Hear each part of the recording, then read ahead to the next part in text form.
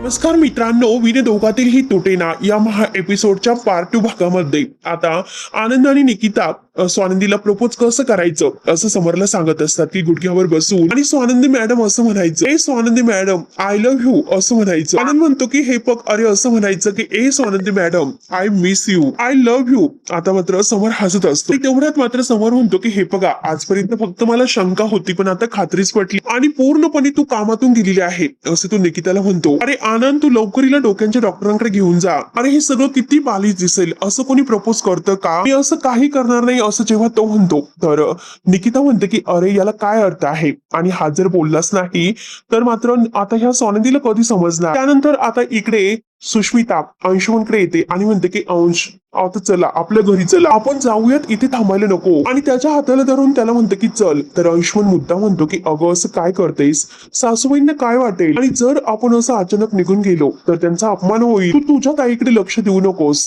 सुष्मिता चिडते आणि म्हणते की हे बघा, सतत तुम्ही तिचं का ऐकून घेतात, सतत ती तुमच्यावर चिडत असते. आणि आज मात्र तुमचा स्पेशल दिवस होता, मम्मा तुमचं सगळं काही मानपान करणार होती पण ताईने मात्र सगळं काही स्पॉइल करून टाकलं. ताई हे सगळं मुद्दाम करते, तिला काही आपल्या बाबतीत स्पेशल होऊनच द्यायचं नाही वाटतं. तेव्हा अंशुमन लगेच म्हणतो की मला माहिती नाही पण वाईट या गोष्टीचं वाटतं की बहिणी अगोदर माझ्याशी वाईट वागत होती, आता मात्र माझ्या बरोबर तुला सुद्धा ऐकून घ्यावं लागतं. आता सुष्मिता पूर्णपणे रडकुंडीला येते आणि म्हणते की मला हेच कळत नाही की ताई आपल्यासोबत इतकं रूढ का वागते. तेव्हा आता अंशुमन म्हणतो की समर दादासाठी, कारण नवऱ्याला खुश करण्यासाठी आपल्याशी वाईट वागणार खरंच हे चुकीचं आहे म्हणून ते दोघे जायला निघतात.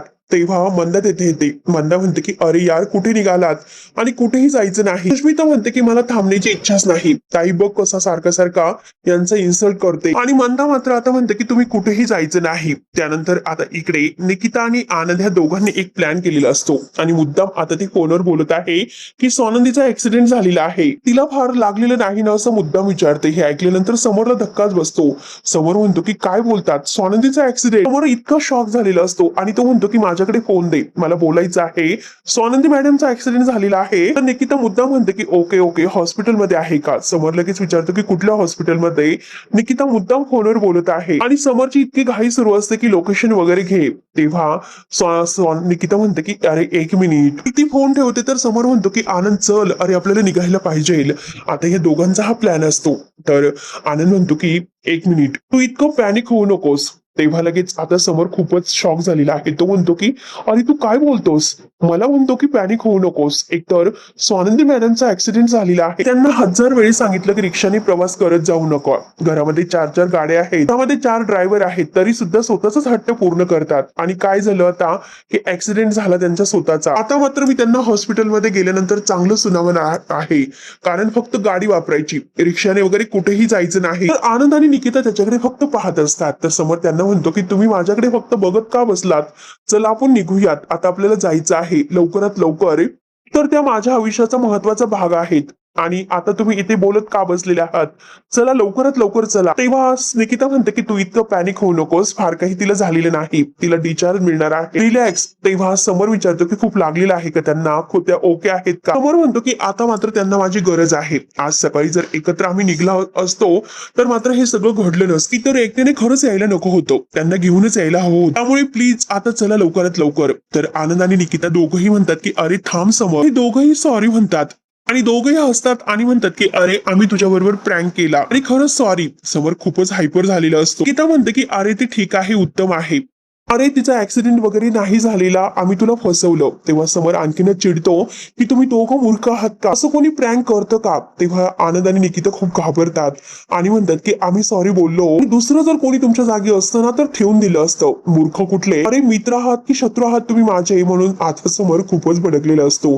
आनंद हसताना म्हणतो की अरे दीर्घ श्वास घे, आमचं चुकलं बाबा, सॉरी. त्यानंतर इकडे आजी मितालीला विचारते की ठरल्याप्रमाणे सगळा स्वयंपाक रेडी आहे ना, आदिराच्या आवडती जिलेबी आणि रोहनच्या आवडती बासुंदी. मिताली म्हणते की हो आजी, तिला तयारी करायला सांग. तर आता मलिका येते. आजी म्हणते की अगं काय मलिका तुझं काय सुरू आहे, जावई बापू येतात, आदिरा येते. तर मलिका म्हणते की आप्पीला फोन करत होते, कारण मला असं वाटलं की आदिरा येत आहे मग तिला सुद्धा बोलावं, परंतु आता ते फोनच नाही किती वेळ झाला मी सारखं ट्राय करते. आणि परत म्हणते की अगो बाई काम सुद्धा करायची राहिली वाटते, काय करायचं सांगा बरं मला. आता आजी म्हणते की काही करू नको, सगळं झालेलं आहे, त्यांचं स्वागत करायला फक्त हजर राहा म्हणजे झालं. आणि लगेच म्हणतं की हो आलीच ना, मी झाली रेडी. आणि तेवढ्यात अधिरा आणि रोहन येतात. तिला घट्ट आता ही मम्माला मिठी मारते मलिकाला. आजी म्हणते की आली का माझी चिमणी. आता अधिरा आजीला सुद्धा घट्ट मिठी मारून भेटते. रोहन आजींची विचारपूस करतो की कशा आहात. आता आजी मस्त म्हणते आणि दोघे आता आजीच्या पाया वगैरे पडतात. मलिका विचारते की काय संसार कसा सुरू आहे. तर अधिरा म्हणते की एकदम म्हणजे मस्त, खूपच छान. आणि तू असं का विचारते बरं मम्मा मला. तर मलिका लगेच रोहनला टॉन्ट मारते, कारण रोहनचा जॉब नाही म्हणून काळजी वाटले आणि म्हणून विचार. म्हणजे कसं की मला असं वाटलं की बाळाचा जर विचार करत असाल तर जरा जपून. आपल्याला मात्र आपलीच लाईफस्टाईल अगोदर म्हणजे पूर्ण करता येत नाही, आणि त्यात म्हणजे बाळाचं, म्हणून मला वाटलं होतं. तर रोहनला राग येतो आणि अधिराला सुद्धा. आजी रागाने लगेच मलिकाला म्हणते आणि लगेच मलिका म्हणते की काय झालं, माझं चुकलं का, सॉरी वर का डॉल. अगं मी काळजीपोटी बोलले. आणि आता रोहनला विचारते की तुला वाईट वाटलं का. तेव्हा लगेच रोहन रागाने पाहतो. आता आजी त्यांना बसायला वगैरे सांगतो. रोहन आणि अधिरा मात्र एकमेकांच्या हातात हात देऊन एकमेकांकडे बघत बसलेले असतात. त्यानंतर इकडे समोर फारच चिडलेला असतो. निकिता आणि आनंद सॉरी बोलतात. तर लगेच समोर म्हणतो की देवा, अरे हे बघ, स्वानंदी मॅडमला मात्र दीर्घ आयुष्य लाभून दे, माझं सुद्धा आयुष्य त्यांना भेटून दे. आणि देवा, जर त्यांना काही झालं असतं तर मी कसं जगलो असतं बरं. आणि हे बघा, मी तुम्हाला दोघांना सांगतो की अशी मस्करी मात्र परत कधी करायची नाही म्हणून. निकिता म्हणते की अरे आम्ही मुद्दाम नाही केलं. आणि तू का आता काय बोलला की स्वानंदी मॅडमला मात्र आता माझं सुद्धा आयुष्य मिळून देईल आणि तिला त्रास झालेला मला सहन होणार नाही. तर समोर म्हणतो की हो, आमचं लग्न झालं, दिवसभर आम्ही एकत्र असतो, एकमेकांच्या सहवासात असतो. आनंद म्हणतो की याला काय म्हणतात, कौतुक म्हणतात का. आणि हे फक्त जरा आता स्पष्टीकरण देणं बंदच कर. तू मान्य कर की तू स्वानंदी वहिनीच्या प्रेमात पडला म्हणून. निकिता म्हणते की अरे तू माणूस आहे, प्रेमात तर पडलंच पाहिजे. स्वानंदी तर खूपच चांगली आहे आणि मग तू तिच्यावर प्रेम करतो हे तिला सांगून टाक. आमच्या समोर मात्र तू किती रोमॅन्टिक बाता करतो, पण नेमकं तिला सांगत नाही. असलं कसलं तुझं प्रेम. आणि हे आनंद म्हणतो की अरे तू तिला सांगणार नाही, मग तिला कसं कळणार बरं. दोघंही आता समोरला म्हणत असतात की तू काही कर, पण आता स्वानंदी मॅडमला तिचं प्रेम कबूल कर. मैत्री मैत्री म्हणायचं सोडून दे. आणि तुला कबूल करण्यासाठी मात्र तुझ्यासोबत असं आम्हाला प्रँक करावा लागला. आणि आम्ही असं केल्यामुळे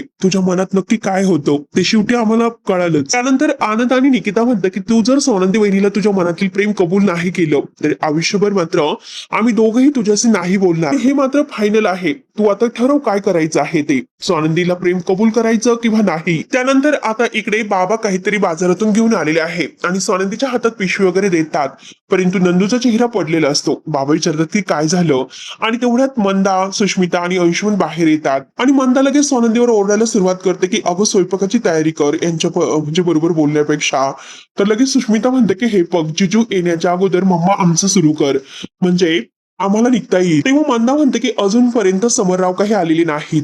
सुष्मिता म्हणते की हो ना, तेच म्हणते मी, किती वेळ झालेला, आमचा मानपान करून टाका म्हणजे आम्ही आमच्या घरी लवकरच जाऊ. तेव्हा बाबा म्हणतात की हे बघ, आपल्याकडे नाही, पण मोठ्यांचा मान सगळीकडे अगोदर असतो. तेव्हा सुष्मिता म्हणते की हे बघा, मोठ्यांना सुद्धा तितकं महत्व देता आलं पाहिजे दुसऱ्यांना. आणि जिजू असं वागतात की जसं त्यांना एकट्याला काम आहे, आम्हाला कुणालाच काम नाही म्हणून. स्वानंदीला फार राग येतो. स्वानंदी रागाने सुष्मिताला गप्प राहायला सांगते. आज मात्र तू माझा अंत पाहिलास, मी ऐकून घेतलं, परंतु राजवाड्यांबद्दल तू एकही शब्द वापरला मी ऐकून नाही घेणार. अंशुमनला मात्र हसू येत असतं. काही बोलण्या अगोदर विचार करत जा. तेव्हा मंदा लगेच म्हणते की अगं ती लहान आहे आणि एक दोन शब्द जर तोंडातून निघाले तर काय फरक पडतो, तिची मोठी बहीण आहे त्यामुळे तिला समजून घे. तेव्हा लगेच आता स्वानंदी म्हणते की हे बघ, आणि मोठ्या बहिणीच्या नवऱ्याला जरा मान दे. अगं ते वयाने सुद्धा मोठे आहे आणि कर्तृत्वाने सुद्धा मोठे आहे याचा विचार कर. आणि समोर राजवाड्यांबद्दल बोलताना जरा विचार करून बोलायचं. ती परत अशी चूक करायची नाही. तर सुष्मिता खाली मान घालते. नंतर आता इकडे मलिका ही रोहन आणि अधिरा या दोघांना त्यांचा मानपान देत असते.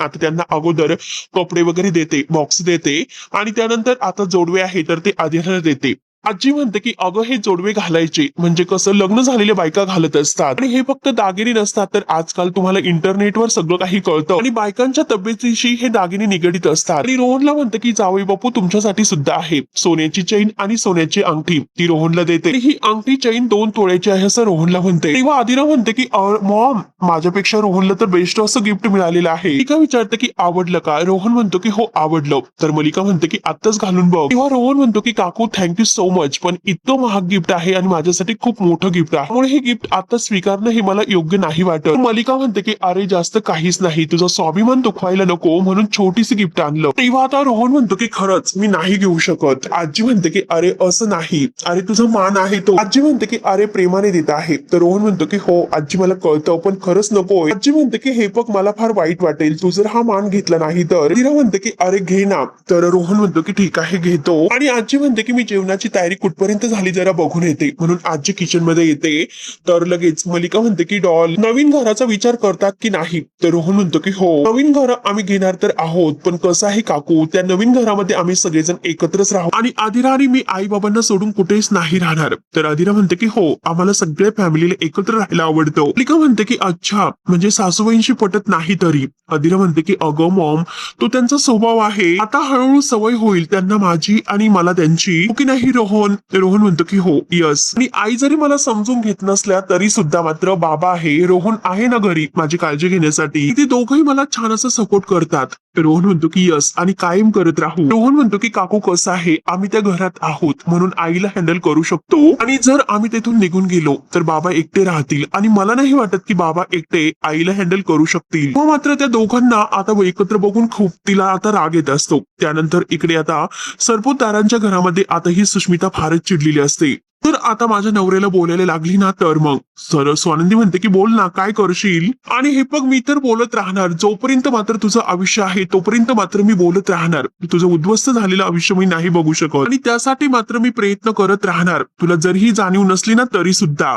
म्हणून ती बरोबर सुष्मिताला आता ओढणीवर आणते. मंदा म्हणते की हे बघा एकमेकींचा आदर करा, जरा एकमेकींच्या बहिणी आहात म्हणून आदर करा. आणि स्वानंदीला म्हणते की जा समररावांना फोन कर, ते कुठपर्यंत पोहोचलेले आहे याचा विचार कर आणि त्यांना फोन कर. आनंदी खूप चिडलेली असते. तर मंदा म्हणते की अगं जा ना फोन कर त्यांना, विचार कर त्यांना कधी येतात. तेव्हा स्वानंदी फोन करायला जाते तर बाबा आता सुष्मितावर चिडतात आणि खरंच तुम्हाला इतकं म्हणजे दोषी ठरवलेलं आहे आणि खाली मान घालायला लावलेली आहे, मला वाटलं नव्हतं की तू असं काही करशील म्हणून. तेव्हा आता सुष्मिता मात्र स्वानंदीला दोषी मानत असते, सगळी चूक तिची आहे, ती मला लहान असल्यासारखं त्या घरात वागवते. तर बाबा म्हणतात की हो तू त्या घरामध्ये लहानच आहे, आयुष्यभर तू लहानच राहणार आहे कारण ते घर समररावांचं आहे, ते मात्र त्या घरातील कर्ते पुरुष आहे याचा विचार ठेव. त्यानंतर आता मित्रांनो पुढे काय होतं हे महा एपिसोडच्या पार्ट 3 भागामध्ये बघूयात. तोपर्यंत धन्यवाद.